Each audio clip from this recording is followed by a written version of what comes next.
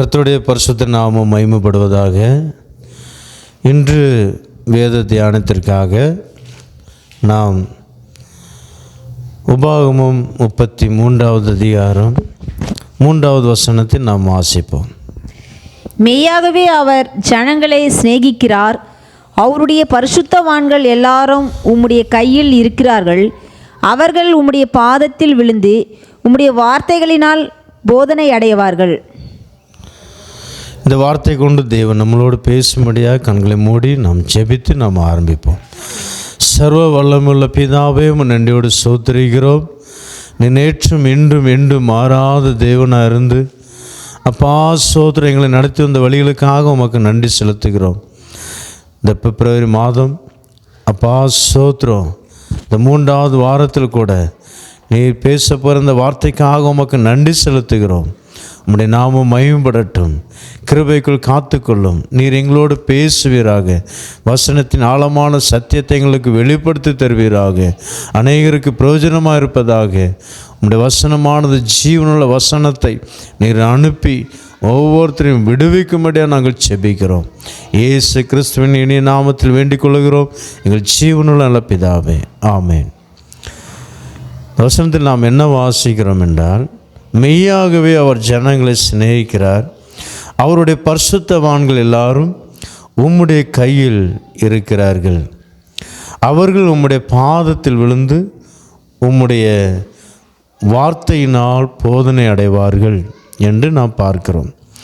பாதத்தில் விழுந்து போதனை அடைவார்கள். இந்நாட்களில் நாம் பேச போகிற இந்த டாபிக் பேர் என்னென்னா, பாதத்தில் விழுகிறவர்களுக்கு என்ன ஆசீர்வாதம்.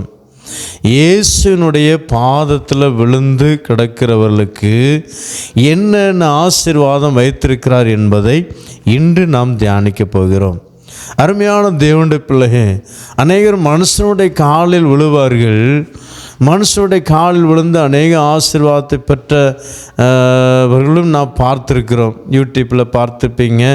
நிறைய பேர் யார் யாருடைய கால்களில் விழுந்து எப்படி ஆசீர்வாதமாக இருக்கிறார்கள் என்று, உலக பிரகாரமான ஆசீர்வாதத்தை பெற்றுக்கொண்டு அவர்கள் காணப்படுகிறதை நான் பார்க்கிறோம்.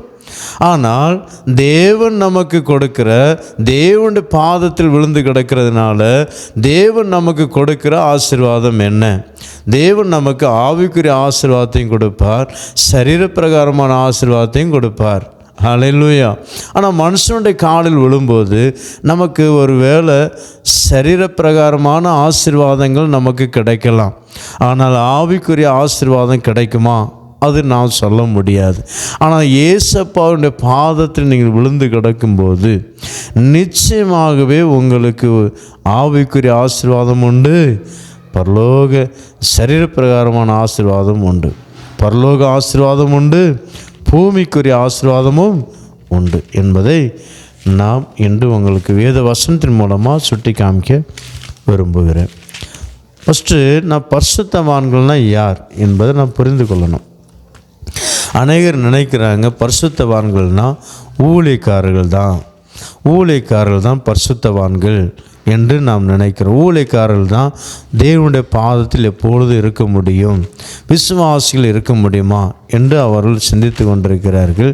எபேசியர் நிருபத்தில் நாம் வாசிக்கும்போது, எபேசியர் 1வது அதிகாரம் 1வது வசனத்தை நாம் வாசிக்கும்போது, அதில் அந்த நிருபத்தில் நாம் என்ன வாசிக்கிறோம் என்றால், தேவனுடைய சித்தத்தினாலே இயேசு கிறிஸ்துனுடைய அப்போஸ்தலனாகிய பவுல் எபேசுவிலே கிறிஸ்து இயேசுக்குள் விசுவாசிகளாய் இருக்கிற பரிசுத்தவான்களுக்கு எழுதுகிறதாவது, நம்முடைய பிதாவாகிய போதும் பார்த்தீங்களா? அப்போது இல்லை, விசுவாசிகளாகிய பரிசுத்தவான்களுக்கு எழுதுகிறதாவது என்று சொல்லி அவர் எழுதுகிறதை நான் பார்க்கிறோம்.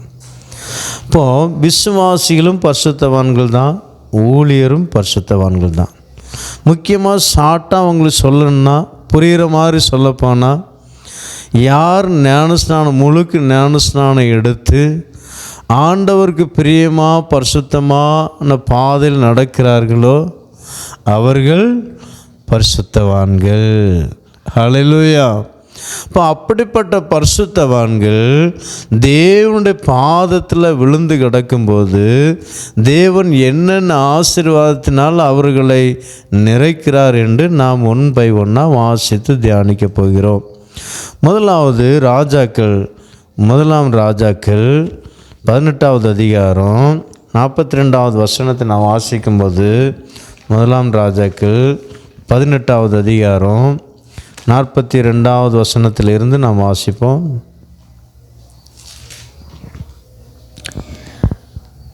ஆகாப் போஜனம்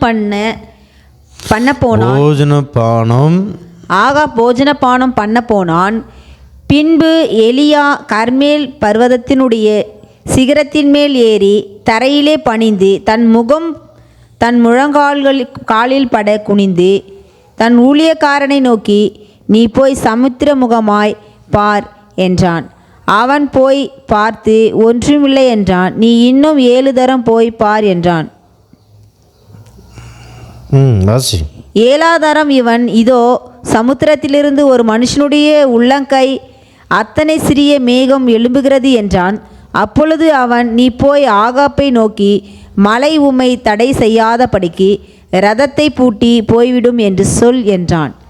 அதற்குள்ளாக வானம் மேகங்களினாலும் காற்றினாலும்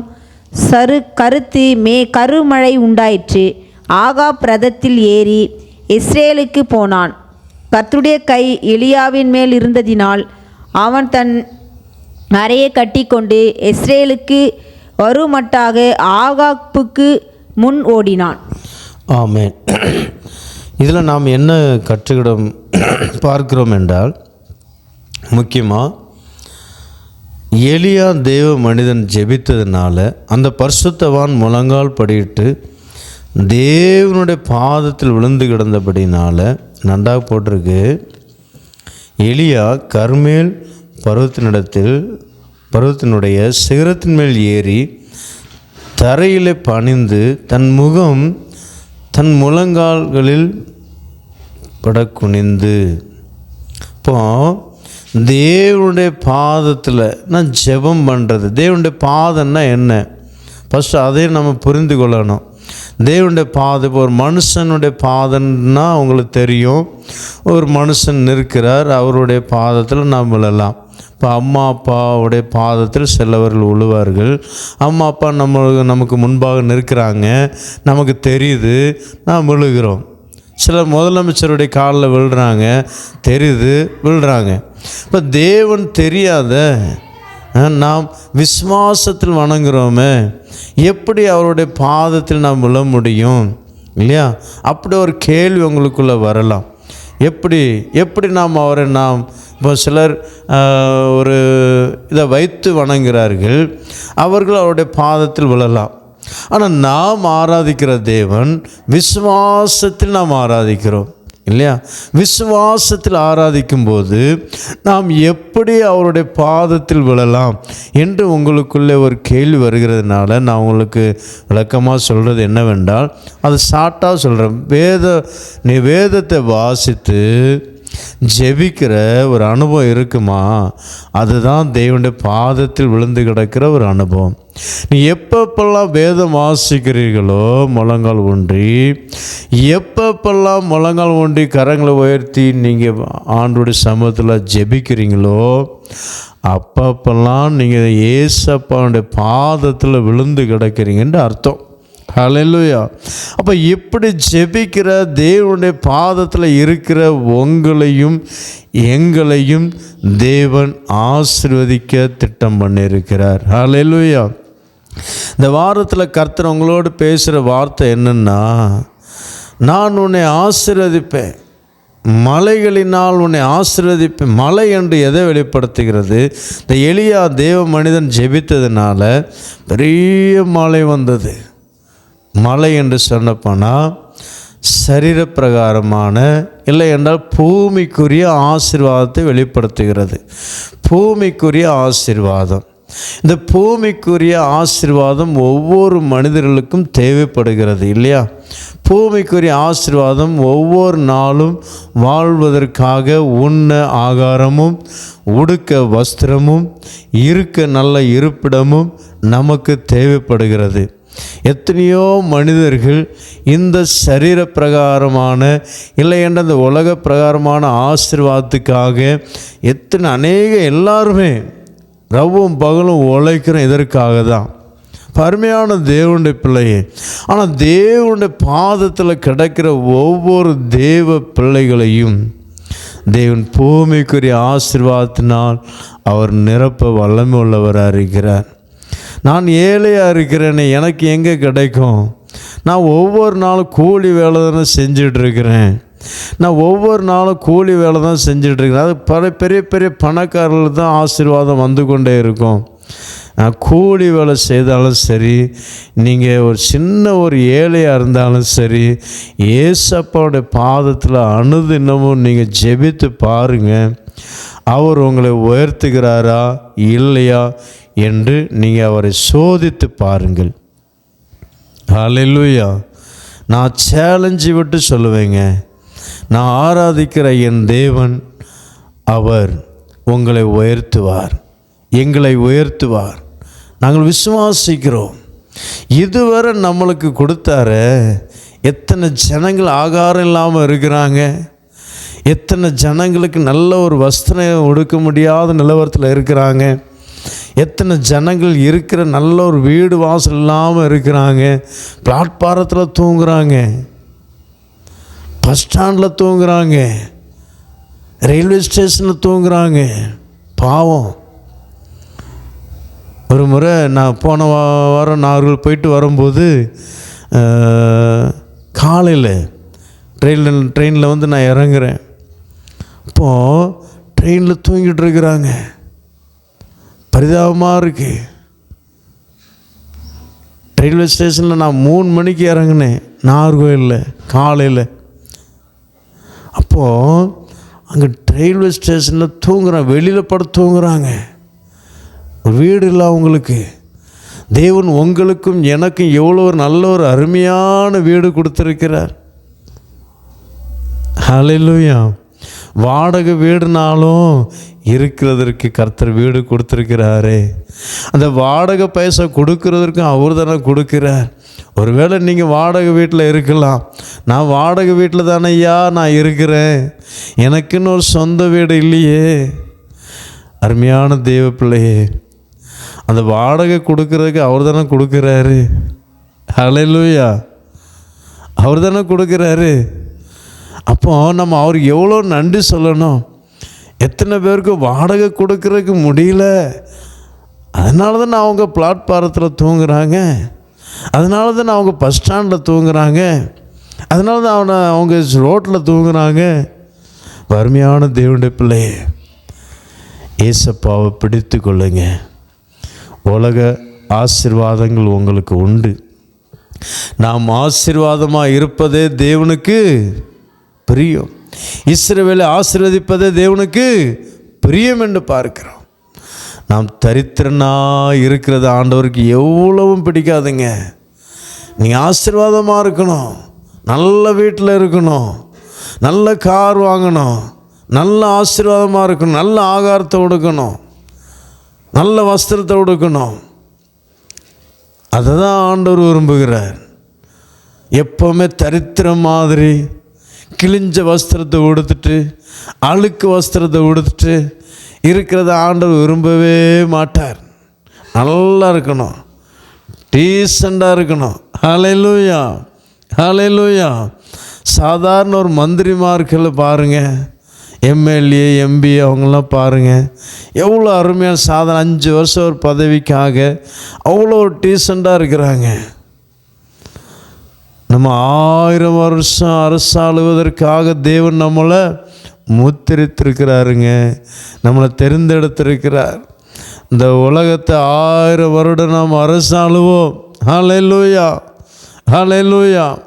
முதலாவது இயேசு கிறிஸ்து 2ஆம் வருகையில் வந்து பரிசுத்தவான்கள் எல்லாரும் எடுத்துக்கொண்டு போயிடுவார். அவர் 3 வருஷம் இங்கே உபத்திரவ காலம் நடக்கும் பூமியில். அவர் மகா உபத்திரவ காலம் 3 வருஷம், மொத்தம் 7 வருஷம் பூமியில் உபத்திரவ காலம் நடந்துகிட்ருக்கோம். அதுக்கு பிறகு கோகோமாகுன்ற ஒரு யுத்தம் நடக்கும். அந்த யுத்தத்தில் தான் சாத்தான பாதாளத்தில் கட்டி போட்டு விடுவார். பாதாளத்தில் கட்டப்பட்ட பிறகு தான் அதுக்கு பிறகு பூமிக்கு பரிசுத்தவான்கள் வருவார்கள். அப்போதான் ஏசாயாவில் ஒரு வார்த்தை இருக்குது, சின்ன குழந்தை வந்து பாம்பு புத்தில் கை விடுமா, சிங்கம் மாம்சத்தை சாப்பிடாதான் அப்போ வைக்கோல் சாப்பிடுமா. ஹல்லேலூயா. இப்போ சிங்கம் காட்டில் பார்க்குறீங்க, என்ன மான் கிடைக்குதா, பன்னி கிடைக்குதா, ஏதாவது மிருகம் கிடைக்குதா, அந்த மாம்சத்தை சாப்பிடுவதற்காக அங்கும் இங்கும் ஓடி திரிகிறதை நாம் பார்க்கிறோம். ஆனால் ஒரு நாள் வரும், அந்த நாள் சிங்கங்கள் புல் மேயுங்க, மாடுகளைப் போல புல் மேயும். ஹல்லேலூயா. வசந்த வாசிங்க, ஏசாயா 11வது அதிகாரம். ஏசாயா 11வது அதிகாரத்தில் வாசிக்கும்போது நான் புரிந்து கொள்ள முடியும். இந்த 1000 வருட அரசாட்சி பற்றி தான் இந்த ஏசாயா தீர்க்கதரிசி இங்கே எழுதியிருக்கிறார். இதெல்லாம் ஏன் சொல்கிறேன்னா, நாம் அப்படிப்பட்ட ஒரு ராஜாக்களாக தேவன் நம்மளை அபிஷேகத்திருக்கிறாருங்க. அவன் நாம் ஏன் சாதாரணமானவர்களாக இருக்கணும்? பூமியில் இருக்கும்போது 5 வருஷம் அரசாளுகிறவர்களே ராஜா மாதிரி இருக்கும்போது நாம் ஏன் இருக்கக்கூடாது? கர்த்தர் விரும்புகிறார் நீங்கள் ஆசீர்வாதமாக இருக்கணும்னு. வாசிங்க 11வது அதிகாரம் 6வது வசனத்திலிருந்து. அப்பொழுது ஓனாய் ஆட்டுக்குட்டியோடு தங்கும். பார்த்தீங்களா, ஓனாய் இந்நாட்களில் ஓனாய் என்ன செய்யுது? ஆட்டுக்குட்டி பிடிச்சிட்டு போகுது ஓனாய். ஆனால் அந்நாட்களில் ஆட்டுக்குட்டியோடு தங்குமா. புலி வெள்ளாட்டுக்குட்டியோடு படுத்துக்கொள்ளும். பார்த்தீங்களா, புலி வெள்ளாட்டோட படுத்துக்கொள்ளுமா. கன்றுக்குட்டியும் பாலசிங்கமும் காளையும் ஒருமித்திருக்கும். ஒரு சிறு பையன் அவைகளை நடத்துவான். பசுவும் கரடியும் கூடி மேயும். அவைகளின் குட்டிகள் ஒருமித்து படுத்துக்கொள்ளும். சிங்கம் மாட்டை போல் வைக்கோல் தின்னும். போதும். ஹல்லேலூயா, ஹல்லேலூயா. பார்த்தீங்களா, நான் சொன்ன வார்த்தையில் இருக்குதாங்க. சிங்கம் மாட்டை போல் வைக்கோல் தின்னுமா. ஆனால் இப்போ என்னது சாப்பிடுது? இப்போ மாம்சத்துக்காக அங்கு இங்குமா அலையுது. ஆனால் 1000 வருட அரசாட்சியில் அது மாட்டை போல் வைக்கோல் தின்னும். ஹல்லேலூயா. நான் இதெல்லாம் ஏன் சொல்கிறேன்னா, நம்ம அரசாளுகிறதற்காக அழைக்கப்பட்டிருக்கிறோம். அருமையான தேவனுடைய பிள்ளையே, இந்த பூமியில் கர்த்தர் உங்களுக்கு ஒரு ஆசீர்வாதம், நமக்கு ஒரு ஆசீர்வாதம் வைத்திருக்கிறார். அநேக குடும்பங்களில் நாம் கஷ்டம்தான் படணுமா? வாழ்நாள் முழுவதும் இப்படி தரித்திரத்தில் தான் இருக்கணுமா? வாழ்நாள் முழுவதும் கடன் வாங்கி தான் ஜீவிக்கணுமா? நான் மறிக்கும் முன்னாடி என் கடனை அடைக்க முடியாதா? என் பிள்ளைகளுக்கு நான் கடன் வைத்து தான் நான் சாவேனா? அப்படி என்று ஏங்கி கொண்டிருக்கிற என்னுடைய அருமையான தேவனுடைய பிள்ளையே, கர்த்தர் உங்களை ஆசீர்வதிக்க அவர் விரும்புகிறார். தேவனுடைய பாதத்தில் உட்காருங்க. மழை என்று சொன்னால் தேவனுடைய பூமிக்குரிய ஆசீர்வாதம். திருநெல்வேலி மாவட்டம், தூத்துக்குடி மாவட்டத்தில் உங்களுக்கு தெரியும், டிசம்பர் மாதத்தில் எவ்வளோ மழை இல்லையா? டிசம்பர் மாதம் எவ்வளோ மழை இல்லாமல் அந்த மாநிலம் பயங்கரமான வறட்சியாக காணப்பட்டது. பல வருஷமாக மழை இல்லாதனால விவசாயிகளுக்கு தோட்டத்தில் தண்ணி இல்லாமல், கிணறுல போர்வெல்லில் தண்ணி இல்லாமல் விவசாயிகள்லாம் தற்கொலை பண்ண வேண்டும் என்ற தீர்மானத்தோடு இருந்த சில விசுவாசிங்க இந்த மழையை பார்த்து சந்தோஷத்தோடு பார்ட்டி வச்சு கொண்டாடினாங்களாம். அவங்கள ஒரு விசுவாசி எனக்கு சொன்னாங்க. விவசாயி தான் விசுவாசின்னு சொல்லிகிட்டு இருக்கிறேன். ஹல்லேலூயா. அவங்கள விவசாயிகளுக்கு தோட்டத்தில் தண்ணி பாய்ப்பதற்காக கிணத்துல தண்ணி இல்லாதனால, போர்வெல்லில் தண்ணி இல்லாதனால தற்கொலை செய்து செத்துடலாம். ஏன்னா நிறைய லட்சமாக போட்டிருக்கிறாங்க. போட்டும் ஒன்றும் இல்லைன்னா என்ன செய்வது? வேறு வழி இல்லையே. கடன் வாங்குகிறோம், நம்மகிட்ட தானே வருவாங்க. ஆனால் மழை வந்த பிறகு யார் யாரெல்லாம் சாக வேண்டுமென்று இருந்தார்களோ பார்ட்டி வைத்து கொண்டாடினதாக அங்குள்ள ஒரு விவசாயி எனக்கு சொன்னாருங்க. அது யாரும் இல்லை, எங்கள் மச்சான், என் சொந்தக்காரர் தான். அவருக்கு ஒரு 150 ஏக்கர், அதில் ஒரு 450 ஏக்கர் நிறைய தோட்டக்காடு வச்சுருக்கிறார் ஒரே இடத்துல. அவர் பெரிய போர் போட்டு அதில் பெரிய போர்,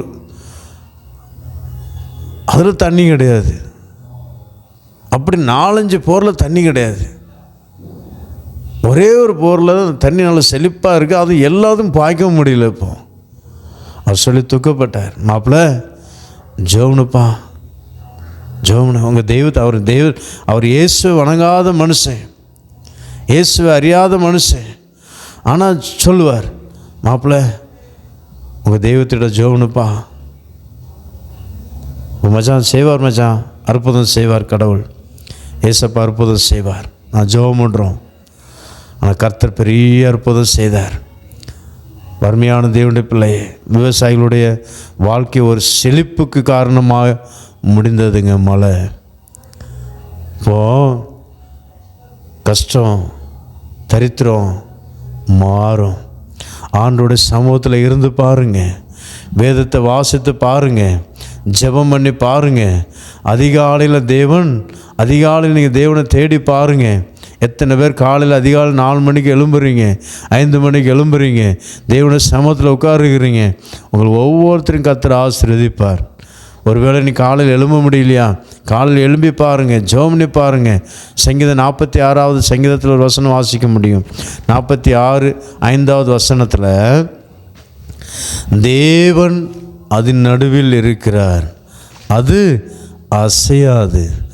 அதிகாலையில் தேவன் அவர்களுக்கு சகாயம் பண்ணுவார்ன்னு இருக்குங்க. வாசி. தேவன் அதில் நடுவில் இருக்கிறார், அது அசையாது. அதிகாலையிலே தேவன் அதற்கு சகாயம் பண்ணுவார். ஹல்லேலூயா. பார்த்தீங்களா, தேவன் அதன் நடுவில் இருக்கிறார். எதனுடைய நடுவில் இருக்கிறாரா? அதிகாலையில் யார் தேவனை நோக்கி கூப்பிடுகிறார்களோ அவர்கள் குடும்பத்தில் அவர் இருக்கிறார்.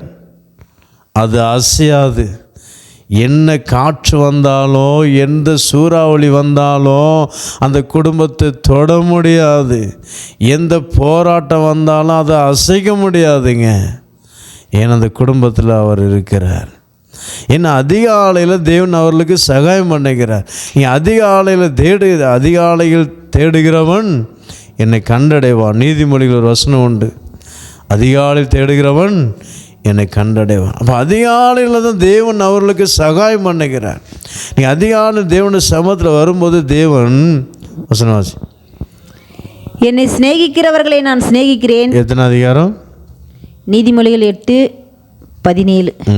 நீதிமொழிகள் 8:17. என்னை சிநேகிக்கிறவர்களை நான் சிநேகிக்கிறேன், என்னை சிநேகிக்கிறவர்களை நான் சிநேகிக்கிறேன். அதிகாலையில் என்னை தேடுகிறவர்கள் என்னை கண்டடைவார்கள். அதிகாலையில் என்னை தேடுகிறவர்கள் கண்டடைவார்கள்.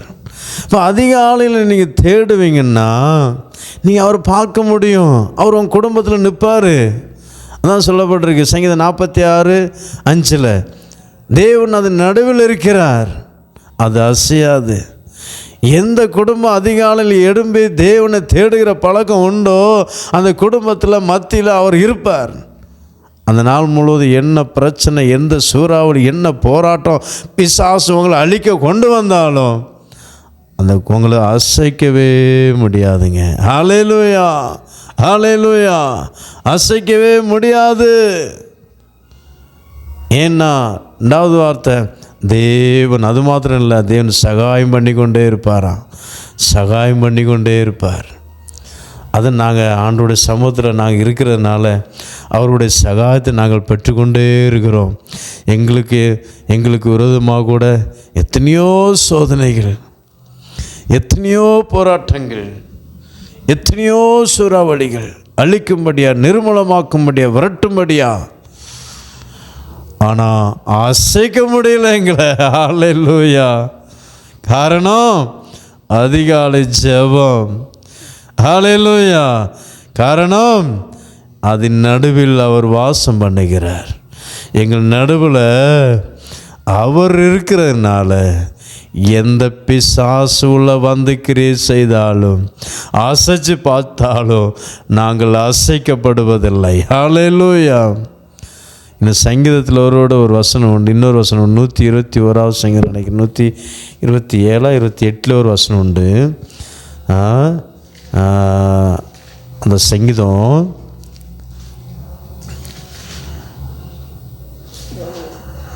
அது அசைமா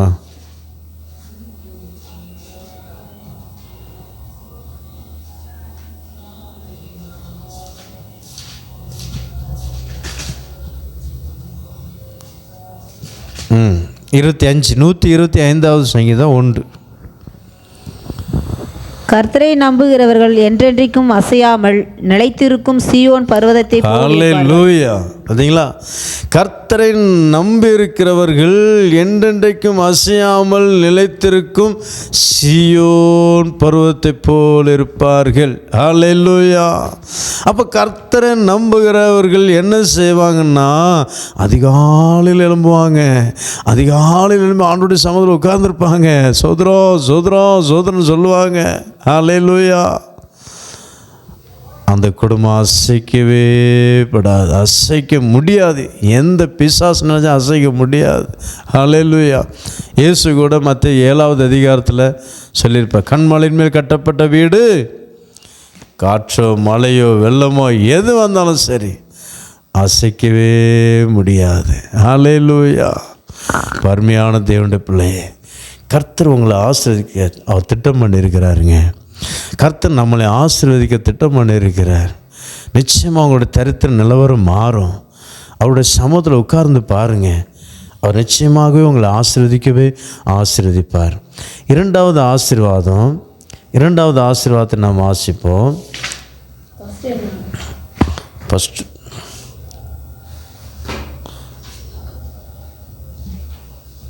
இரண்டாவது ஆசீர்வாதம்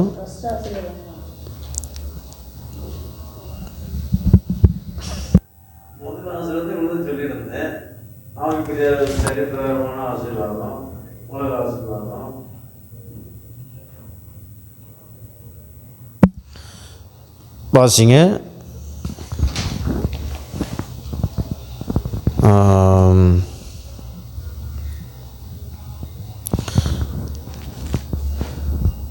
லூக்கா எழுதின சுவிசேஷம்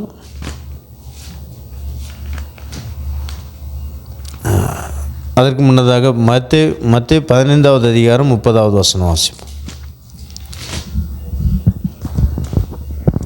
அப்பொழுது சப்பானிகள் குருடர்கள் ஊமையர்கள் ஊனர் முதலிய அநேக திரளான ஜனங்கள் அநேக வியாதிஸ்தர்கள் இயேசுவினிடத்தில் வந்து அவர்களை அவர் பாதத்திலே வைத்தார்கள். அவருடைய பாதத்தில் வைத்தார்கள். அவர்களை அவர் சொஸ்தப்படுத்தினார். முதலாவது உங்களுக்கு ஆசீர்வாதம் அவருடைய பாதத்தில் இருக்கிறனால பூமிக்குரிய ஆசீர்வாதங்கள் எல்லாவற்றையும் உங்களுக்கு கொடுக்கிறார். பூமிக்குரிய ஆசீர்வாதங்கள் தரித்திர நிலவரம் மாறும். நீங்களும் ஒரு ஆசீர்வதிக்கப்பட்ட சந்ததிகளாக நாம் காணப்படுவோம். பார்ப்பா அந்த மனுஷன் பாக்கியவான்னு சொல்லுவாங்களா, அந்த மாதிரி உங்களையும் எங்களையும் மாற்றுவார். ஹல்லேலூயா. இரண்டாவது ஆசீர்வாதம் ஒரு மனுஷனுக்கு சுகம், பெரிய ஒரு ஆசீர்வாதம். ஹல்லேலூயா. ஒரு மனுஷனுடைய சரீரத்தில் வியாதி இருக்குமானா எல்லா செல்வமும் இருந்தும் பிரயோஜனமே இல்லை. ஒரு பெரிய கோடீஸ்வரர் சொல்கிறார், பாஸ்டர் நீங்களாம் எல்லாம் சாப்பிட்றீங்க பாஸ்டர், ஆனால் நான் இதை சாப்பிட முடியாத பாஸ்டர். ஹல்லேலூயா. எவ்வளோ பரிதாபமாக இருக்குது பார்த்தீங்களா? பருமையான தேவனுடைய பிள்ளையே, இப்போ செல்வம் தேவன் நமக்கு தந்திருக்கிறார்னா அனுபவிப்பதற்காக. ஹல்லேலூயா. இப்போ அதனால தான் நீதிமொழிகளோட இன்னொரு வசனம் உண்டு, தேவனுடைய ஆசீர்வாதம் ஐஸ்வர்யத்தை தரும், அதனோட அவர் வேதனையை கூட்டார். ஹல்லேலூயா. தேவனுடைய ஆசீர்வாதம், பூமிக்குரிய ஆசீர்வாதம் என்ன தருமா?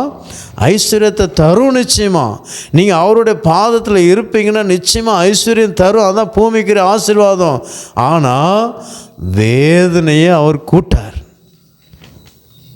நிறைய குடும்பங்களில் பிரஜாதி மனுஷர், தேவனை அறியாத குடும்பங்களில் பாருங்கள், சில கிறிஸ்தவங்களாக இருக்கிறாங்க, பரம்பரையாக அவங்க அப்பா அம்மா பாவம் தியாகமாக கஷ்டப்பட்டு உழைத்து சம்பாத்தியம் பண்ணி சேர்த்து வைத்த இந்த பொக்கிஷம் நிறையா பெரிய கோடீஸ்வரெலாம் இருக்கிறாங்க. அவங்க குடும்பங்கள்லாம் பார்க்கும்போது பலவிதமான வியாதி, அந்த வியாதினால் எப்படி இருக்கிறாங்க? சில நல்ல ஆகாரத்தை புசிக்க முடியல, கேக்கு சாப்பிட முடியல, நல்ல பழம் சாப்பிட முடியல.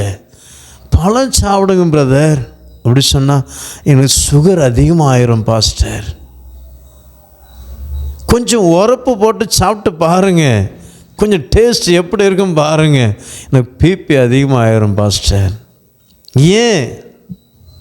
அருமையான தேவனுடைய பிள்ளை, கர்த்தர் நமக்கு நல்ல சுவையான ஆகாரம், நல்ல ஆகாரத்தை நல்ல சாப்பிட்றது தான் தேவன் நமக்கு செழிப்பு கொடுத்துருக்கிறார், செல்வாக்கு கொடுத்துருக்கிறார். வேதனை கூட்டுவதற்காக அல்ல. தேவனுடைய ஆசீர்வாதம் வேதனையை தராது. ஹல்லேலூயா. அப்போ கர்த்தர் உங்களுக்கு, கர்த்தருடைய சமூகத்தில் இருக்கிறவங்கள தேவன் என்ன செய்கிறாருன்னா, என்ன வியாதியாக இருந்தாலும் சரி அவர் நிச்சயமாக சுகமாக்குவார்.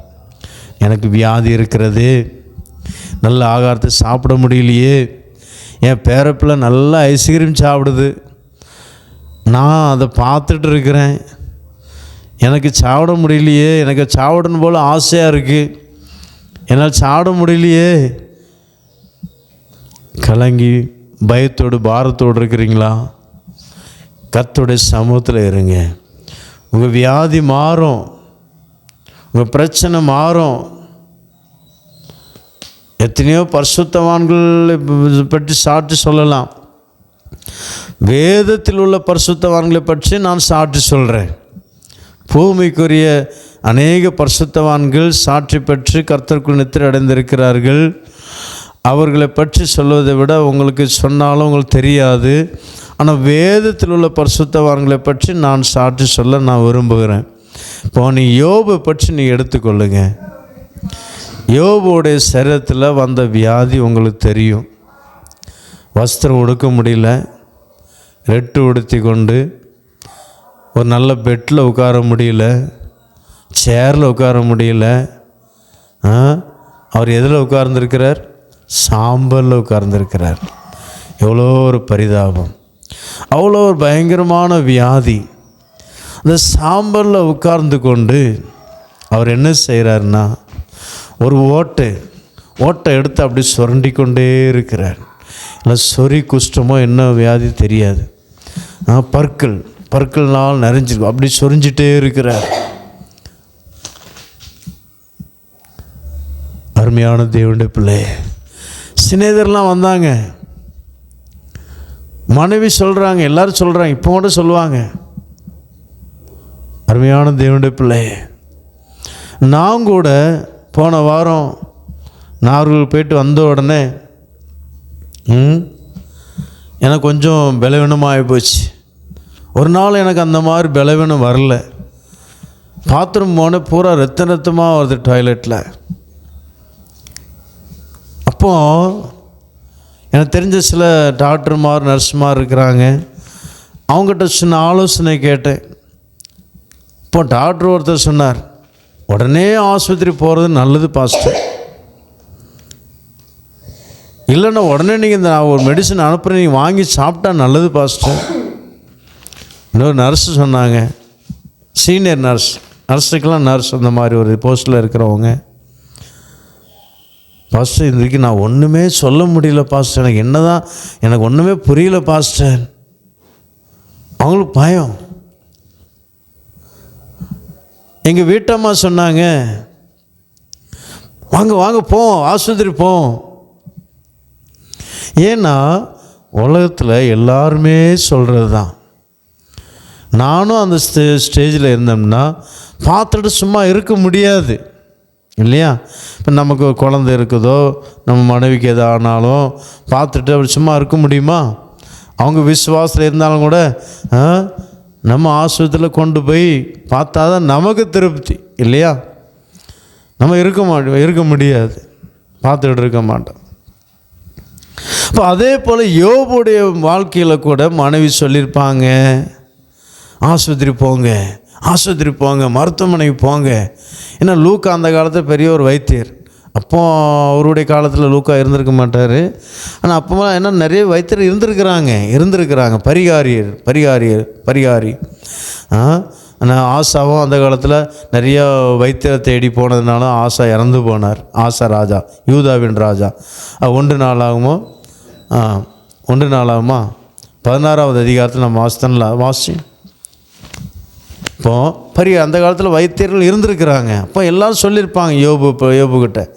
வாசிங்க 2 நாளாகும் 16வது அதிகாரமா வாசி.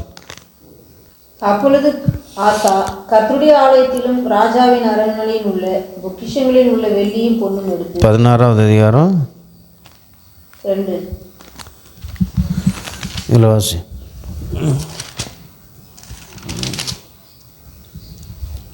ஆசா அரசாண்ட 39ஆம் வருஷத்திலே தன் கால்களில் வியாதி கண்டு அவன் நோவு மிகவும் உக்கிரமாயிருந்தது.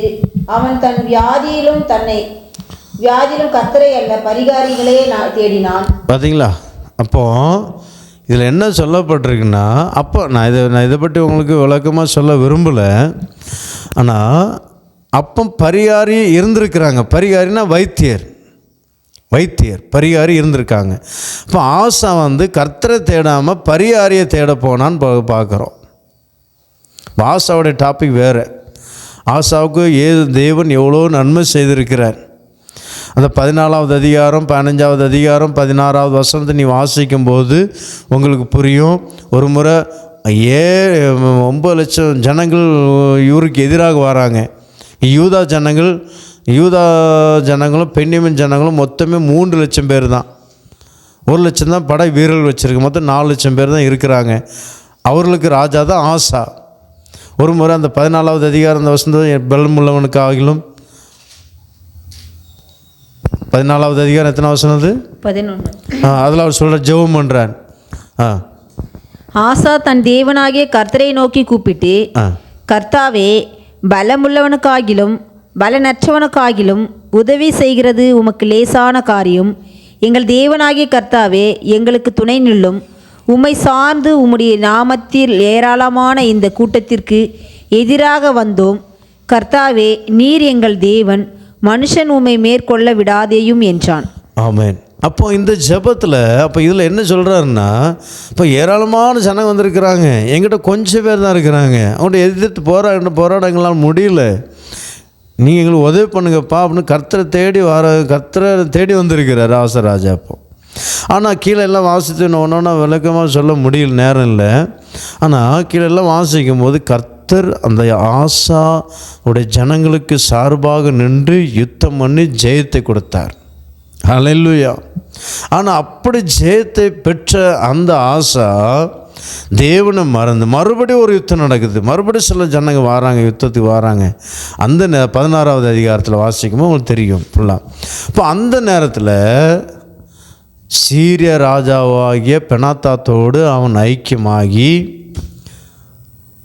தேவனுடைய ஆலயத்தில் உள்ள சில பொக்கிஷம் பொண்ணுன்னு எல்லாம் கொஞ்சம் லஞ்சமாக கொடுத்து, நீர் என்னோடு கூட ஐக்கியமாக எனக்கு விரோதமாக இருக்கிற சத்ருவோடு நீங்கள் போராடி எனக்கு ஜெயத்தை வாங்கி கொடுங்க அப்படின்னு சொல்கிறார். அப்போ அந்த சீரிய ராஜா சரி ஓகே நான் வாரேன்.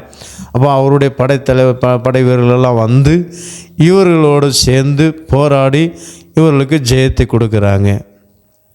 அதுக்கு பிறகு தான் ஆண்டோடைய வார்த்தை மூலமாக வெளிப்பட்டு அவர் வியாதிப்பட்டதுனால, அப்போ அதுக்கு பிறகு இனிமேல் நம்ம கர்த்தரை தேட முடியாது, இந்த வியாதி கர்த்தரால் வந்த வியாதி அவர் உணர்ந்துட்டார்.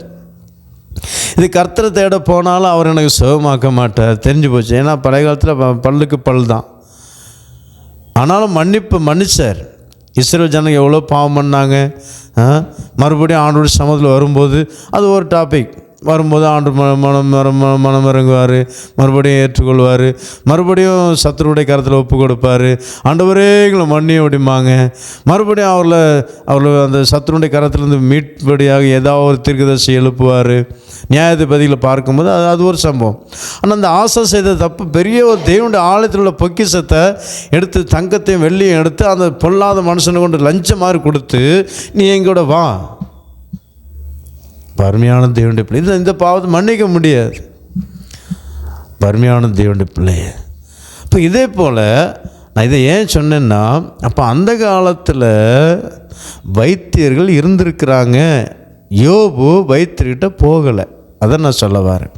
யோபு வைத்தியர்கிட்ட போகலை.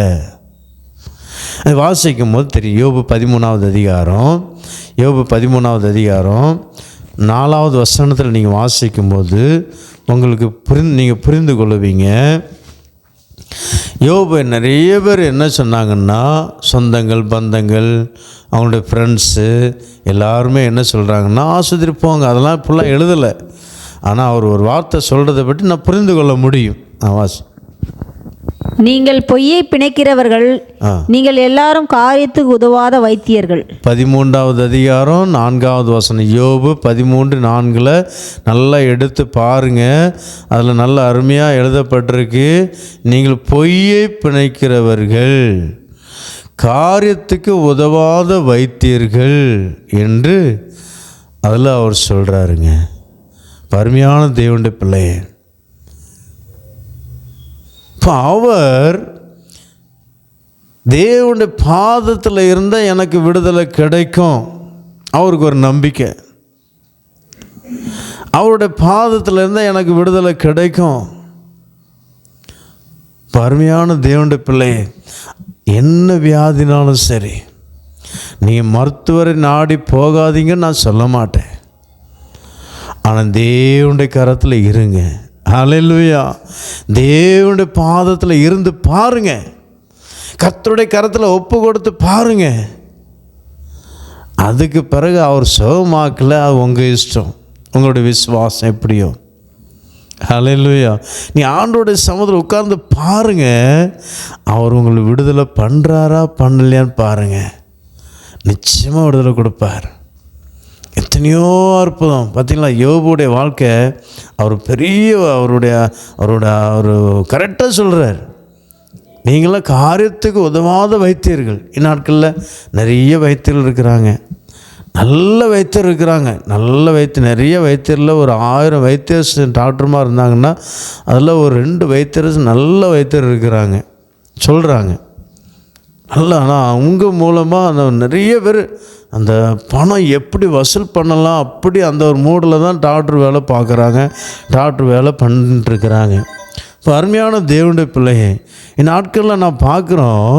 அநேக ஜனங்கள், அநேக வைத்தியர் டாக்டர்மார் பார்க்கும்போது அவர்கள் நிறைய டாக்டர்மார் ஏனோ தானோ எப்படியாவது பணம் சம்பாதிக்கணும், எப்படியாவது பணம் சம்பாதிப்பதற்காக அவங்க ஒரு பேஷண்ட் அவங்ககிட்ட போனாங்கன்னா என்ன செய்கிறாங்க, உடனே அந்த ஸ்கேன் எடுங்க, இந்த ஸ்கேன் எடுங்க.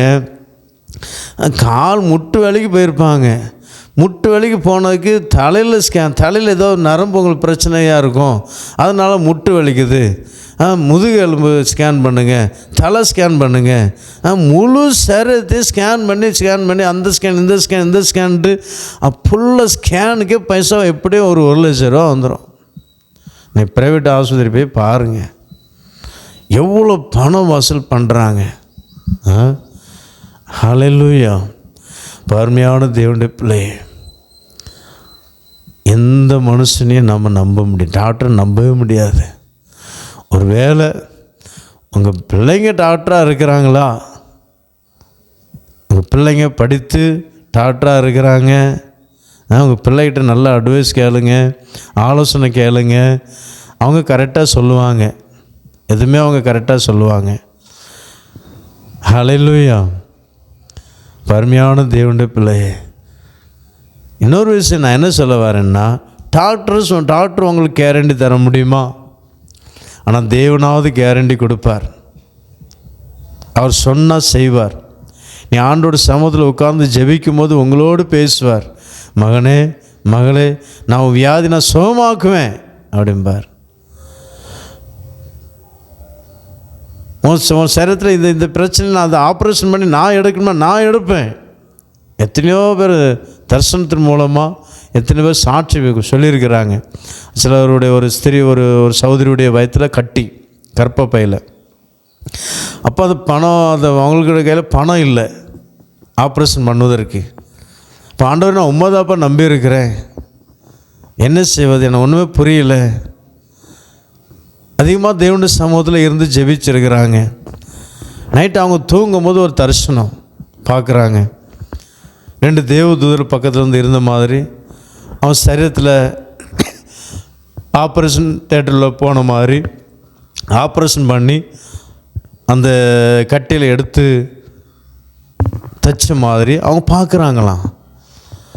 காலைல எழுப்பி பார்க்குறாங்க, அந்த எந்த இடத்துல வலி அதிகமாக இருந்துச்சு வலியே இல்லையா. ஹல்லேலூயா. கர்த்தர் செய்ய முடியும். ஹல்லேலூயா. எந்த பிரச்சனைனாலும் சரிங்க, அவரால் முடியும். ஆனால் அதே இது நீங்கள் ஆப்ரேஷன் பண்ண போனீங்கன்னா டாக்டர்ஸ் கையெழுத்து போடுவாங்களா? யார் கையெழுத்து போடணும்?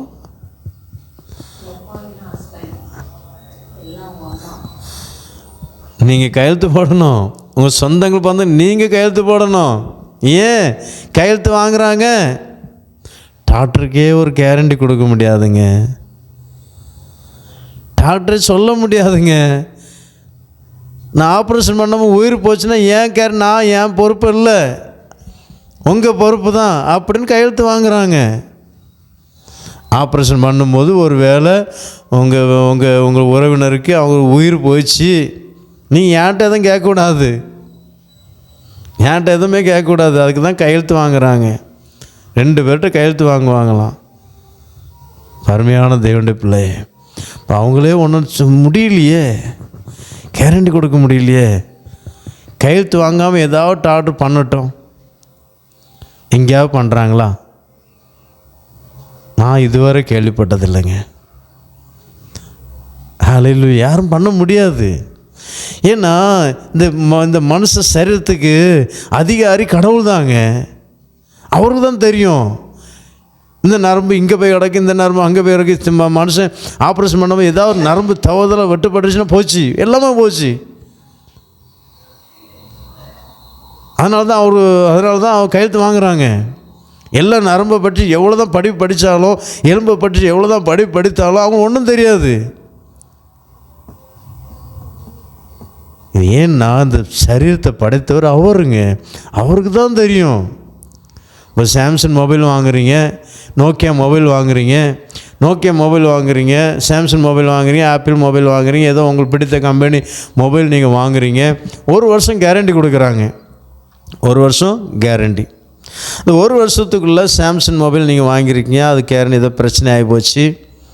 அப்போ நீங்கள் அதை கொண்டு நோக்கியா கேரண்டி ஒன்று கொடுத்தா அவங்க பண்ணுவாங்களா?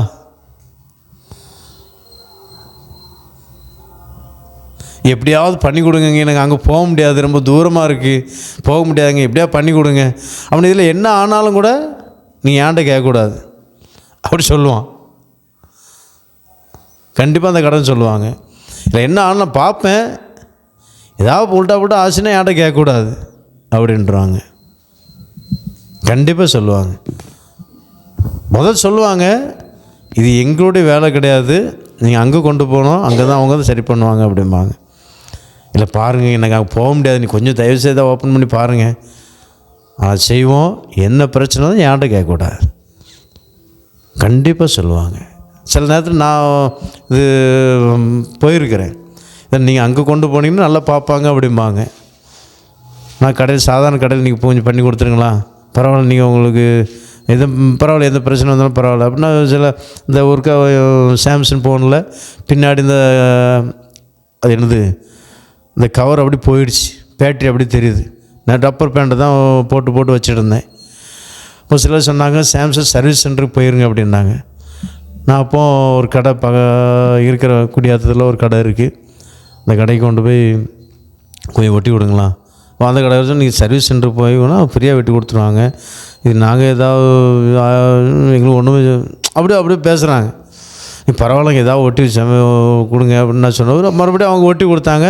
அது அவ்வளோ தான், ஒரு மாதம் தான் நின்றுச்சு.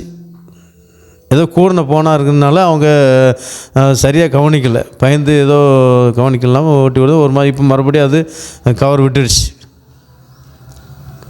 அப்போது இந்த எந்தெந்த கம்பெனியோ அந்த கம்பெனிகிட்ட கொண்டு போனால் தான் அவங்க சரியாக பார்ப்பாங்க. சாம்சங்கிட்ட கொண்டு போனால் சாம்சங் கரெக்டாக பார்ப்பாங்க. அது என்கிட்ட கொண்டு கொடுத்தா நான் பார்க்க முடியாது. பார்க்க முடியுமா? நோக்கியக்காரன்ட்ட கொண்டு கொடுத்தா பார்க்க அவங்களுக்கு தெரியாது.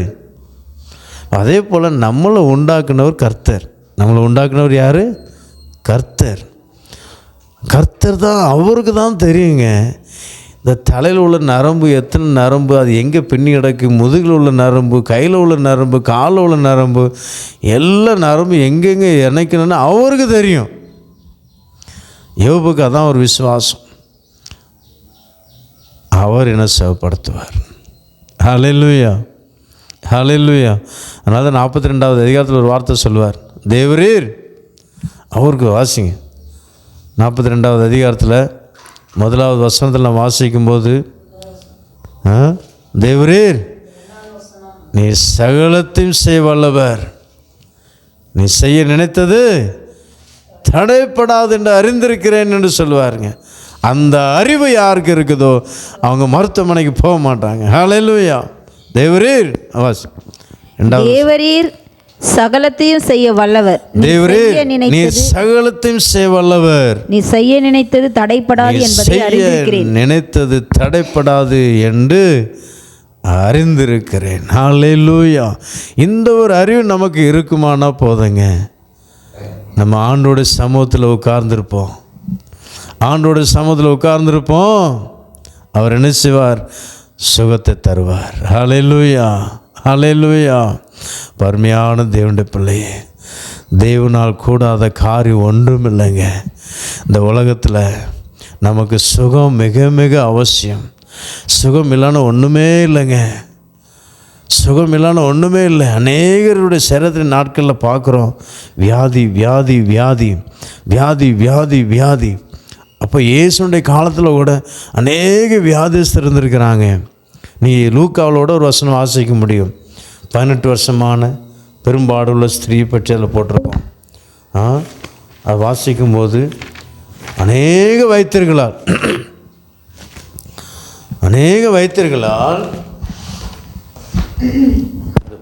எத்தனை அதிகாரம் சொல்லு?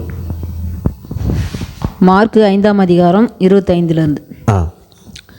அப்பொழுது 12 வருஷமாய் பெரும்பாடுள்ள ஒரு ஸ்திரீ அநேக வைத்தியர்களால் மிகவும் வருத்தப்பட்டு தனக்கு உண்டானவைகளை எல்லாம் செலவழித்தும் சற்றாகிலும் குணமடையாமல் அதிக வருத்தப்படுகிற பொழுது இயேசுவை குறித்து கேள்விப்பட்டு, நான் அவருடைய வஸ்திரங்களை ஆகிலும் தொட்டால் சொஸ்தமாவேன் என்று சொல்லி ஜனக்கூட்டத்துக்குள்ளே அவருக்கு பின்னாக வந்து அவருடைய வஸ்திரத்தை தொட்டாள். உடனே அவளுடைய உதிரத்தின் ஊரல் நின்று போயிற்று. அந்த வேதனை நீங்கி ஆரோக்கியம் அடைந்ததை அவள் தன் சரீரத்தில் உணர்ந்தாள். உடனே இயேசு தம்மிலிருந்து வல்லமை புறப்பட்டதை தமக்குள் அறிந்து ஜனக்கூட்டத்துக்குள்ளே திரும்பி, என் வஸ்திரங்களை தொட்டது யார் என்று கேட்டார். அவருடைய சீஷர்கள் அவரை நோக்கி, திரளான ஜனங்கள் உம்மை நெருக்கி கொண்டிருக்கிறதை நீர் கண்டும் என்னை தொட்டது யார் என்று கேட்டீரே என்றார்கள். இதை செய்தவளை காணும்படிக்கு அவர் சுற்றிலும் பார்த்தார். தன்னிடத்திலே சம்பவித்ததையெல்லாம் அறிந்த அந்த ஸ்திரீயானவள் பயந்து நடுங்கி அவர் முன்பாக வந்து விழுந்து உண்மையெல்லாம் அவருக்கு சொன்னாள். அவர் அவளை பார்த்து, மகளே, உன் விசுவாசம் உன்னை ரட்சித்தது, நீ சமாதானத்துடனே போய் உன் வேதனை நீங்கி சுகமாயிரு என்றார். ஹல்லேலூயா. அப்போ இதில் நம்ம என்ன வாசிக்கிறோம்? இந்த ஸ்திரீ அநேக வைத்தியர்களால் சொல்ல புரியுதுன்னு நினைக்கிறேன். ஒரு வைத்தியர் இல்லை. அந்த சகோதரி ஒரு வீட்டில் இருந்திருக்கிறாங்க. வலது பக்கம் வீட்டார் சொல்கிறாங்க, டேனியல் ஆஸ்பத்திரிக்கு போப்பா, அந்த ஆஸ்பத்திரி அந்த டாக்டர் நல்லா கவனிக்கிறாங்க. உடனே அந்த பெரும்பாடுள்ள ஸ்திரீ அங்கே டேனியல் ஆஸ்பத்திரி போயிருக்கிறாங்க. இதெல்லாம் போடலை, நான் சொல்கிறேன். ஏன்னா அநேக ஆஸ்பத்திரி, இப்போ நம்ம பக்கத்து வீட்டில் இருக்கிறோம், நம்ம வீட்டில் இருக்கிறோம், நமக்கு யாரோ உடம்பு சரியில்லைன்னா நம்ம ஒரு ஆஸ்பத்திரி போவோம், அங்கேயும் சரியாகலை. பக்கத்து வீட்டுக்காரங்களும் தெரியும், அங்கே போயிட்டு வராங்க சரியாகலையே, உடனே பக்கத்து வீட்டுக்காரங்க ஒரு இது சொல்லுவாங்க, நீங்கள் அந்த ஆஸ்பத்திரி போங்க. அந்த மாதிரி இந்த அம்மாவுக்கு அந்த ஆஸ்பத்திரி போங்க அனுப்பிவிட்ருக்காங்க. அங்கே போய் பார்க்குறாங்க, சுகமாகலை. இடது பக்கம் ஒரு வீட்டார், அவங்க இன்னொரு ஆஸ்பத்திரி போங்க அப்படிங்கிறாங்க. அந்த ஆஸ்பத்திரி போங்க, அங்கேயும் போய் பார்த்தாங்க. எல்லா பணமும் செலவழிஞ்சிட்டே தான் இருக்குது ஒழிய சரீரத்தில் சுகம் வந்த பாடில்லை. பணமெல்லாம் போகுது, செல்வம் எல்லாம் போயிட்டுருக்கு, சொத்து எல்லாம் வித்தாச்சு, ஒன்றுமே இல்லை. அந்த சதுரி போய்ட்டு அதான் போட்டு அந்த வசனம் மறுபடியும் அந்த வசனம் ஆஸ்திகள் அது எப்படி போட்டிருக்கு? அநேக வைத்தியர்களால் மிகவும் வருத்தப்பட்டு தனக்கு உண்டானவைகளை எல்லாம் செலவழித்தும் சற்றாகிலும் குணமடையாமல் அதிக வருத்தப்படுகிற பொழுது, தனக்கு உண்டானவைகள் எல்லாவற்றையும் செலவழிச்சாச்சு. உனக்கு என்ன அர்த்தம்? ஒன்றுமே இல்லை. இப்போ அந்த அம்மாவுக்கு சொத்து எல்லாம் வித்தாச்சு, விற்று இப்போ இருக்கிற வீடோடு இல்லை, தெருவில் தான் இந்த மாதிரி நிற்கிறாங்க. எல்லாம் வித்தாச்சு, ஒன்றுமே இல்லை, எல்லாம் செலவழிச்சு எல்லாம் வைத்தியர் கொடுத்தாச்சு. வைத்தியர்கிட்டையும் போனால் இப்படி தான் எல்லாம் செலவழியும். வைத்தியர்கிட்ட போக ஆரம்பித்தாச்சுன்னா எல்லாம் பணம் தான் செலவழியும் ஒழிய நமக்கு சுகம் கிடைக்காது, பணம் செலவழியும். ஆனால் அந்த சகோதரி எல்லாருடைய வார்த்தை கேட்டு, ஏற்ற வீட்டுக்காரங்க ஒன்றும் சொல்ல, பின்னாடி வீட்டில் உள்ளவங்க ஒன்றும் சொல்ல, எல்லா டாக்டரையுமே பார்த்தாச்சு, பணம் செலவழியுது, எல்லாம் செலவழிஞ்சு போச்சு, இனிமேல் செலவழிக்க பணம் இல்லை. இப்போ அந்த வழியை இயேசு வருகிறார் கேள்விப்பட்ட மாத்திரத்தில், இயேசு அநேக சுகம் கொடுக்கிறார் என்று கேள்விப்பட்டிருக்கிறாங்க. இப்போ எனக்கும் சுகம் தருவார் என்ற ஒரு நம்பிக்கையோடு ஒரு விசுவாசத்தோடு தேவனுடைய வஸ்திரத்தை போய் தொட்டிருக்கிறாங்க. அந்த நேரத்தில் விடுதலை. ஹல்லேலூயா! அந்த நேரத்தில் அவங்களுக்கு விடுதலை கிடச்சிருச்சு, அவங்க உணர்ந்துட்டாங்க. ஹல்லேலூயா! பருமையான தேவனுடைய பிள்ளை, விசுவாசத்தோடு தேவனுடைய பாதத்தில் இருந்து பாருங்கள். அவர் உங்களை எப்படி உயர்த்துவார்னு பாருங்கள், எப்படி ஆசீர்வதிப்பார் பாருங்கள், எப்படி உங்களை சுகப்படுத்துவார் பாருங்கள். நீங்கள் அநேகருக்கு சாட்சி சொல்லுவீங்க. அநேகருக்கு சாட்சி சொல்லி தேவனுடைய நாமத்தை மகிமைப்படுத்தும்படியாக கர்த்தர் உங்களை பலப்படுத்துவார், சுகப்படுத்துவார். என் வியாதி மாறலையே, என் வியாதியிலேருந்து ஒரு விடுதலை கிடைக்கலையே, கலங்கி கொண்டிருக்கிறீங்களா? பயப்படாதுங்க, கர்த்தர் ஒரு அற்புதம் செய்வார். கர்த்தர் உங்களுக்கு சுகத்தை தருவார். அவருடைய பாதத்தில் உட்கார்ந்து பாருங்கள். இப்போது கண்களை மூடுவோம், முழங்கால் படியிடுவோம், நாம் ஜெபிப்போம்.